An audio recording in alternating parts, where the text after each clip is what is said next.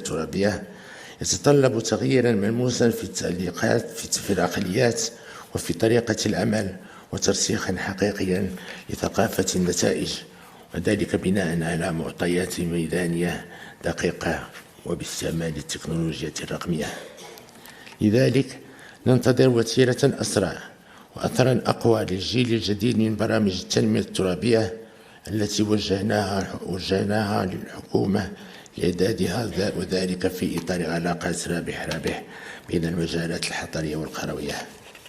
ويتعلق الأمر على الخصوص بالقضايا الرئيسية ذات الأسبقية التي حددناها وعلى رأسها تشجيع المبادرات المحلية والأنشطة الاقتصادية وتوفير فرص الشغل للشباب والنهوض بقطاعات التعليم والصحة وبتأهيل الترابي.